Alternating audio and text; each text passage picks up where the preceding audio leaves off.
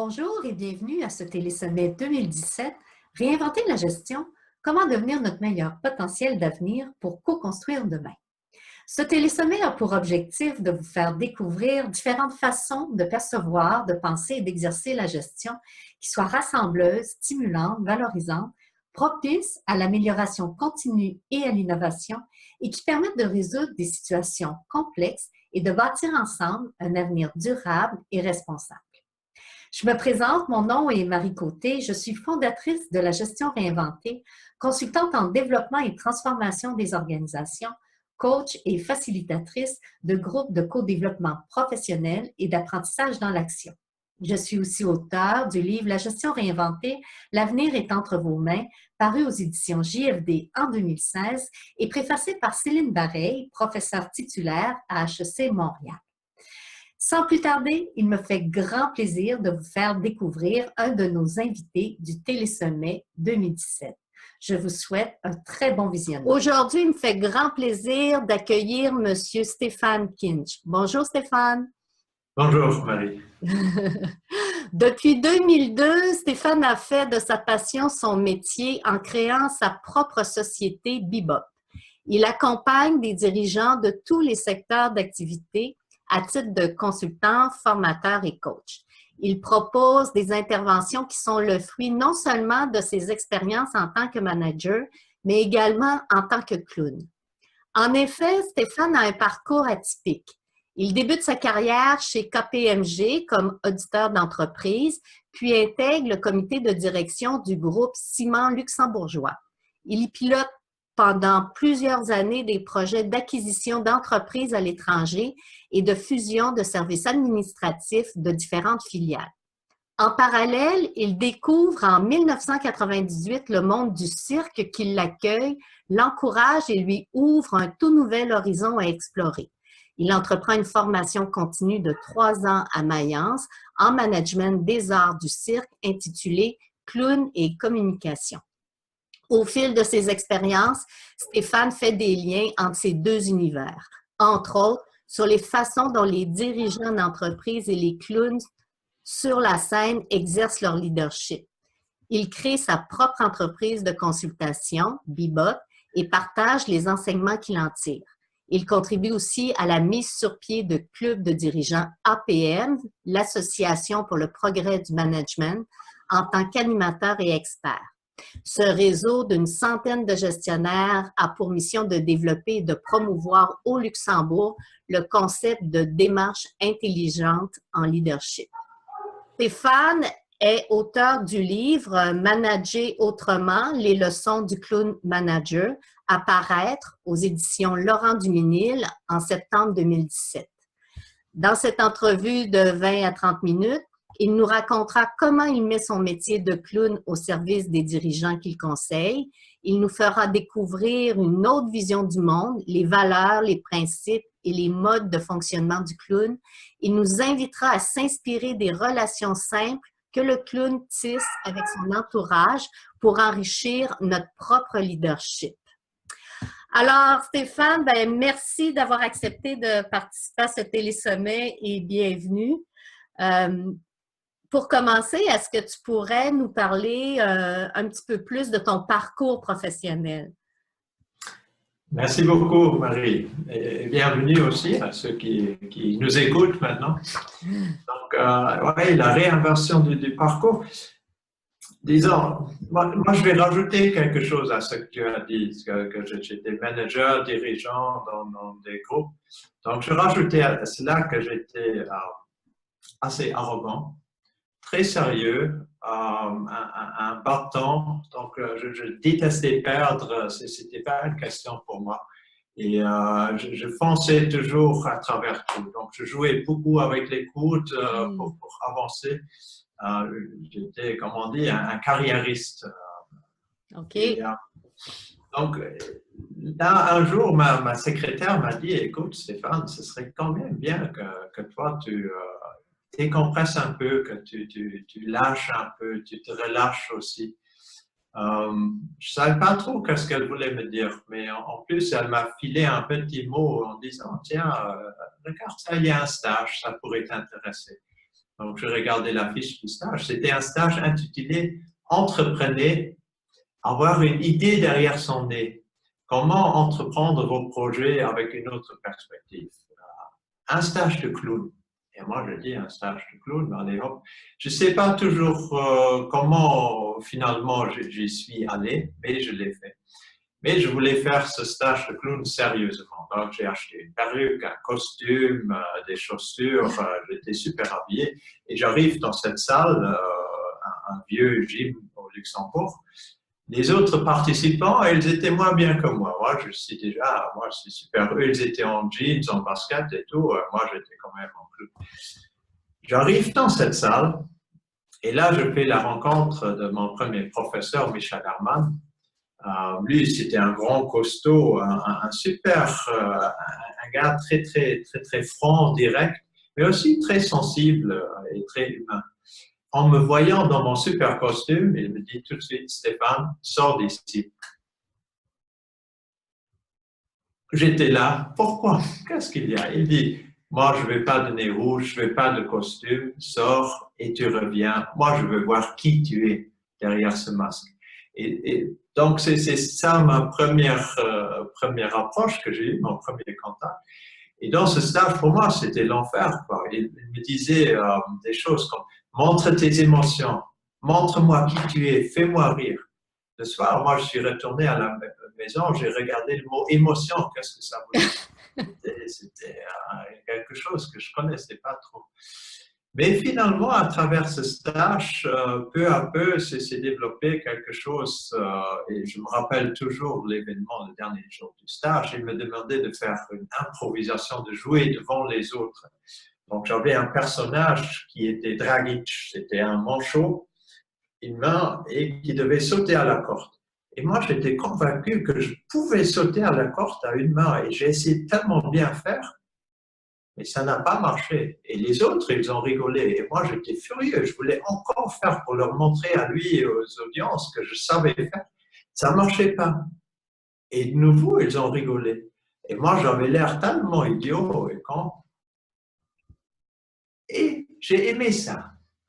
Donc là, j'avais découvert quelque chose qui était inconnu pour moi. C'était, j'étais très bien être cynique et rire des autres. Et là, pour la première fois, j'ai appris comment rire de moi-même. Donc là, Michel m'avait donné une grande leçon. Et je dis, pour devenir un grand manager, mais aussi père, coach, ami, artiste, je dois donner cette place au clown dans ma vie. Donc, cette forme d'humilité et de savoir rire de soi. Là-dessus, ma profession s'est changée. Donc, j'ai effectivement, j'ai beaucoup humanisé mon travail de dirigeant et puis j'ai créé ma propre société parce que j'ai envie de rendre quelque chose aux dirigeants que j'ai appris justement dans le management.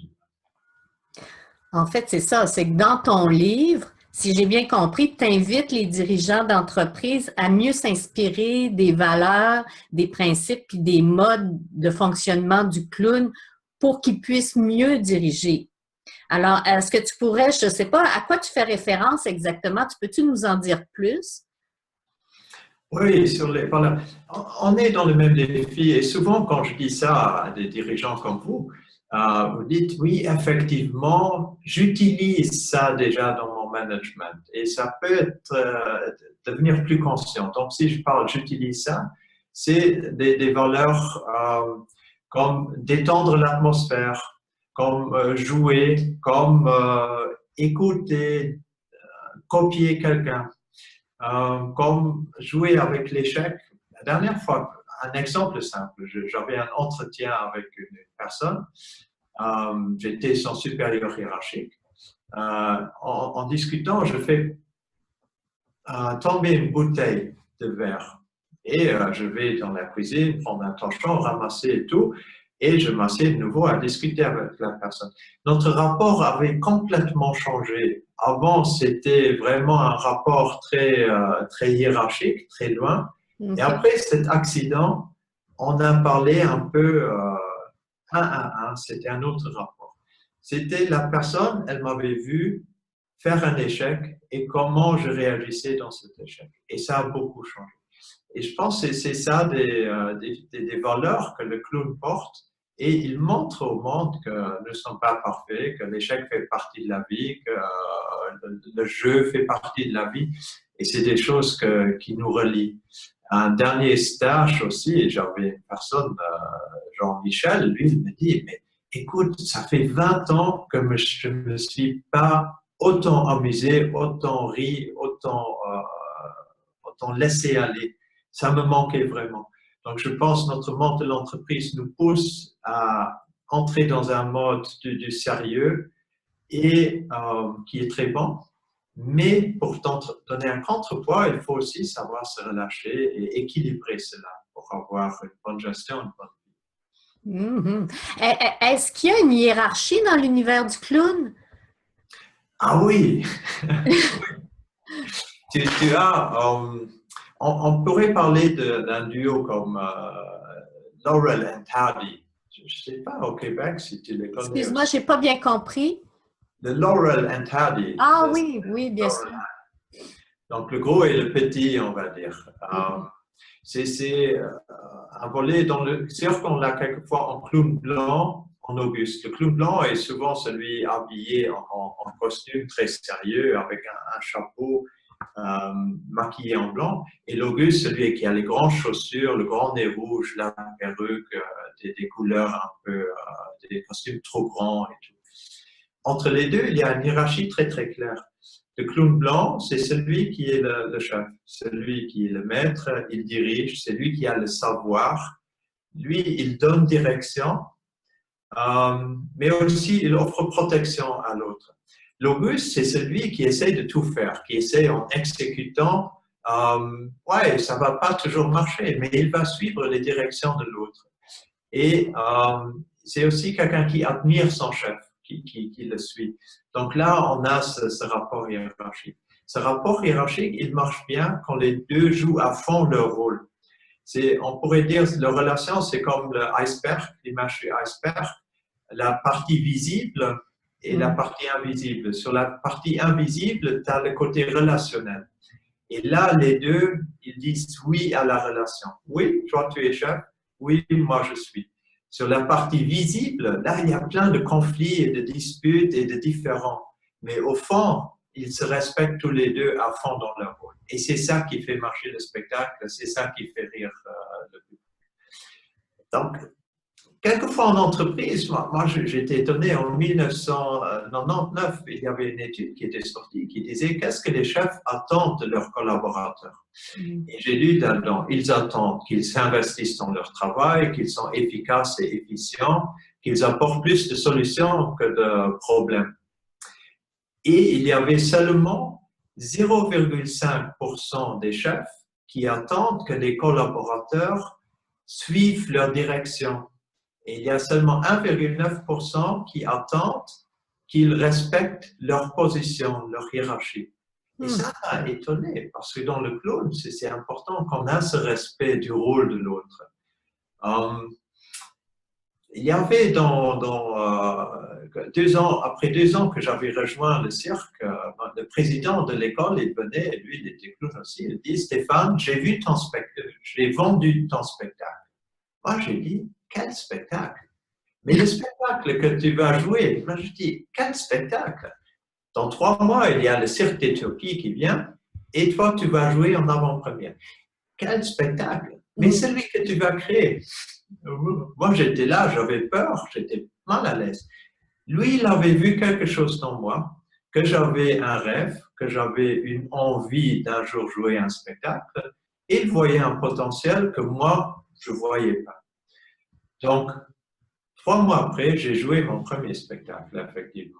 Yeah. Ce que j'ai sorti comme enseignement, c'est que le petit, il a besoin du grand pour pouvoir se dépasser et pour accéder à quelque chose que lui n'est pas capable de voir.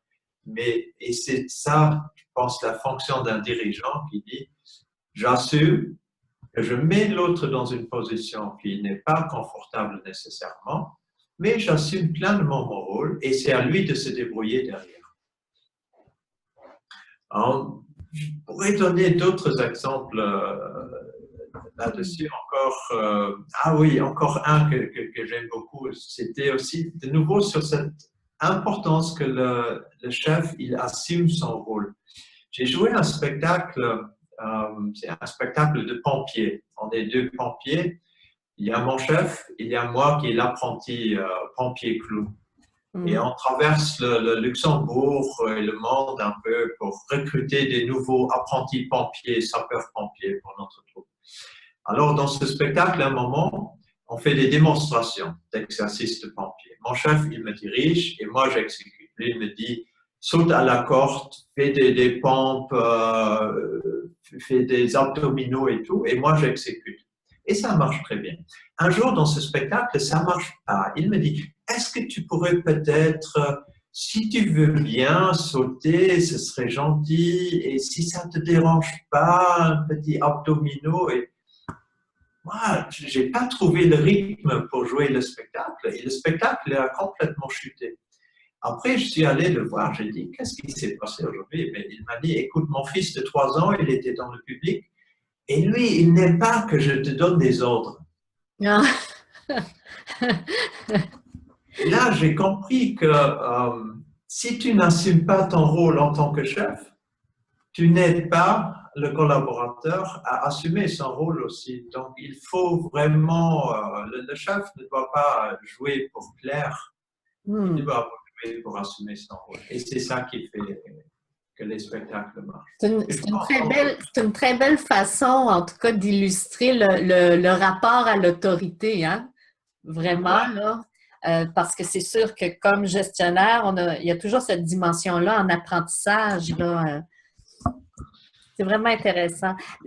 Dis-moi, Stéphane, la gouvernance d'entreprise comme telle, ça se définit par des règles qui vont permettre de déterminer la manière dont une entreprise est gérée puis qu'elle est contrôlée. Tu t'amuses souvent à parler de gouvernance clownesque. Qu'est-ce que tu veux dire exactement? Oui, gouvernance clownesque. Donc, j'essaie de m'imaginer un gestionnaire comme vous.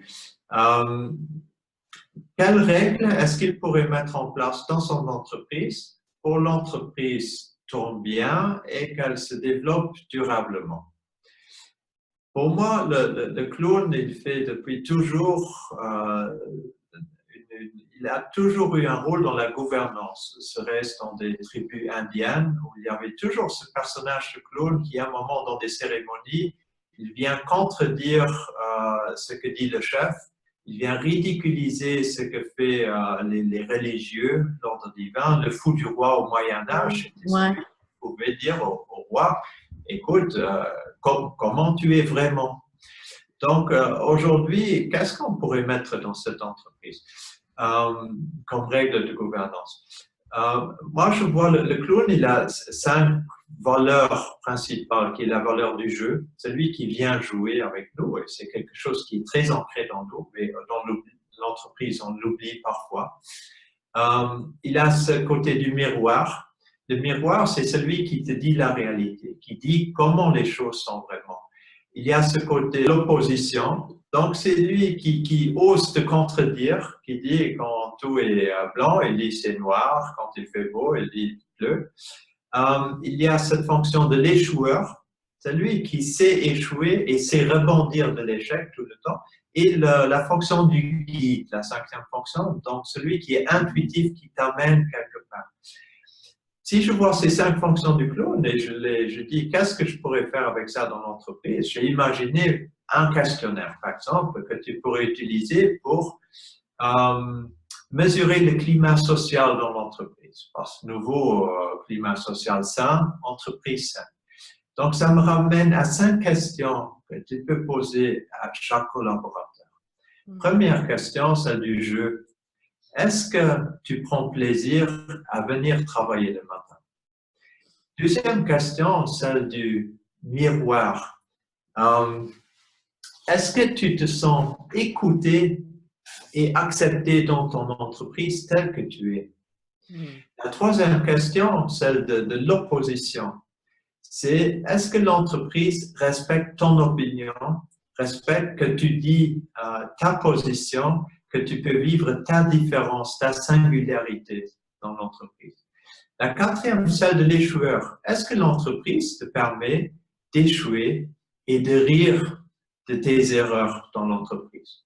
Et la cinquième, le guide, est-ce que tu peux mettre ton talent au service de l'entreprise? Et je pense avec ces 5 belles questions, si tu les discutes, échanges avec ça, avec tes collaborateurs, tu vas trouver l'essence qui fait qu'une entreprise tourne et se développe durablement. Donc, là-dessus, tu peux le prendre comme questionnaire pour le personnel. Tu peux aussi le prendre, par exemple, pour offre d'emploi. Là, nous, on a au cirque, on a recruté une secrétaire. Et j'ai dit, pour l'annonce d'emploi, on a mis ces 5 critères dans l'annonce d'emploi. Est-ce que tu as envie de venir t'amuser dans ton travail chez nous? Est-ce que tu es capable de te mettre à l'écoute de ce que vont dire nos clients, nos élèves, nos collaborateurs, écouter avec patience? Est-ce que tu veux mettre ta singularité et ton avis au service de notre entreprise? Est-ce que tu veux rire avec nous des échecs et des succès? Et le cinquième, est-ce que tu mets ton talent au service de l'entreprise et quel est ton talent? Et là-dessus, on a eu une super candidate. Et ça, je passe très bien. Ben oui, ça donne le goût d'aller travailler chez vous.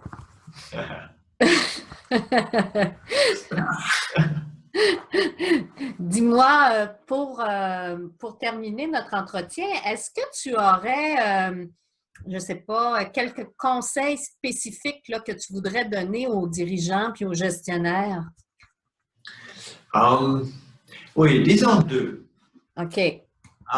Le premier, c'est plus philosophique. Le deuxième, c'est très pratique. Dans le premier, plus philosophique, c'est mon message, c'est travailler à devenir des hommes ou des gestionnaires simples qui savent agir, écouter et aimer pour leur bonheur et celui des autres. Donc, je m'explique, c'est écouter, c'est vraiment dans le sens de l'humilité, d'écouter dans le sens de respect de l'homme, respect de la terre. Le mot agir, c'est savoir se positionner, vraiment oser prendre ma position, dire ce qui est important pour moi et le suivre. Et le troisième, le aimer, dans le sens le bon gestionnaire, on a tous ce besoin d'être apprécié, d'être aimé. C'est un grand piège, je pense. On ne doit pas travailler pour être aimé, on doit aimer tout simplement. Et je pense que si on fait ça, on aura plein de gens qui ont envie de nous suivre. Et c'est ça, cette dynamique que le clown, à chaque fois où je vais jouer avec du public, je me mets dans cet état. C'est dans cet esprit où je rencontre le public et il y a des choses surprenantes qui vont venir. Le deuxième, c'est plus concret. Allez, c'est sur le... faites une liste, un tableau. Sur un côté, vous notez ce qui vous dérange, quelque chose qui n'a pas marché, une personne qui vous a dérangé, quelqu'un qui vous a énervé, un projet qui n'a pas marché. Sur l'autre colonne, vous marquez avec la date à quel moment vous étiez capable d'en rire, de rire de votre erreur. Et puis, vous travaillez votre capacité de rebondissement. Donc, et vous regardez si vous serez capable peu à peu de raccourcir les dates entre événements désagréables ou échecs et le moment où vous pouviez en rire. Et je pense que ça peut vous aider. C'est très inspirant, Stéphane. Merci beaucoup. Tu sais, il y a une question qui me brûle, qui m'est venue un petit peu dans la préparation de nos échanges. Je trouve très inspirant ce que le clown t'a appris comme dirigeant. Et la question qui tue, j'aurais voulu savoir qu'est-ce que le dirigeant a appris au clown, mais très rapidement, mais... OK. Là, tu me surprends avec cette question. Donc, Marie, oui. Moi, je dirais la persévérance. Le clown, il est tellement inventif et ingénieux. Donc, par rapport à un objectif, en tant que clown, moi, je vais trouver 185 différentes façons de réagir et je vais avoir souvent perdre l'objectif de vue. Et c'est ça que j'ai appris chez les dirigeants, d'être persévérant sur quelque chose. Et l'anecdote, j'étais avec mon père, qui lui était grand dirigeant d'entreprise. J'étais au Maroc dans un magasin, il voulait acheter quelque chose. Et le vendeur n'était pas d'accord avec son prix. Alors lui, il s'est assis dans le fond de la boutique, il a noté son prix, il a dit, moi je vous paye 1000 francs. Et l'autre voulait 10 000, 15 000. Il est resté tout l'après-midi dans le magasin, le vendeur est toujours revenu et lui toujours savait 1000 francs, 1000 francs. À la fin de la journée, il avait pour 1010. Et je pense que c'est ça, cette persévérance d'avoir envie de quelque chose et vraiment travailler dur là-dessus et de rester dessus. C'est ça que le clown peut prendre du gestionnaire. OK, merci beaucoup. Ah, vraiment, merci. C'est vraiment un entretien très inspirant. Je trouve que par un côté tout à fait inusité, hein, le clown, tu nous sensibilises vraiment à l'équilibre entre agir sérieusement, c'est-à-dire être conscient des conséquences de notre travail et se prendre trop au sérieux en attachant, par exemple, trop d'importance ou une importance trop exagérée à sa personne. Alors finalement, on apprend à être juste assez sérieux pour demeurer crédible et pas trop pour laisser place au plaisir. Ouais. C'est un bon résumé. Merci. En tout cas, c'est ça que j'entends. Merci encore, Stéphane. C'est vraiment très apprécié pour cet échange. Merci à toi, Marie. Merci à vous. Merci. À ceux et celles qui nous écoutent et qui aimeraient en connaître davantage sur les réalisations de Stéphane, je vous invite à consulter son site web, alors www.bebop.lu, lu pour Luxembourg. Alors, sur le courriel d'invitation que je vous ai fait parvenir pour visionner cette entrevue, vous pourrez aussi accéder à un lien vers son livre « Manager autrement, les leçons du clown manager ». Mais sachez que le livre va sortir en septembre uniquement. Et enfin, Stéphane nous propose un lien de gratuité à partir duquel vous allez pouvoir visionner une intervention au TEDx de Belfort sur le sujet « Votre clown intérieur est un meilleur boss ». Ça, c'est le titre, c'est ma traduction libre à moi. Alors, tout le monde, pour demeurer informé de nos activités, échanger et partager vos découvertes dans le cadre du Télésommet. Je vous invite à aimer évidemment notre page Facebook La Gestion Réinventée et à joindre le groupe Facebook Réinventer la gestion Télésommet 2017. Stéphane, si ça t'intéresse, je te donnerai le moment où ton entrevue va passer dans le Télésommet, puis tu pourras, si tu veux, participer à l'échange dans le groupe Facebook après avec les participants si jamais tu es disponible. Et puis, j'invite aussi tout le monde à prendre évidemment connaissance quotidiennement de vos courriels pour être au courant des futures entrevues à venir. Alors, merci à tous pour cet intérêt à cette entrevue et pour le Télésommet 2017 Réinventer la gestion, comment devenir notre meilleur potentiel d'avenir. Au plaisir de vous retrouver dans le cadre de futures entrevues. Marie Côté, fondatrice de la gestion réinventée et auteure. Merci encore, Stéphane. Merci beaucoup.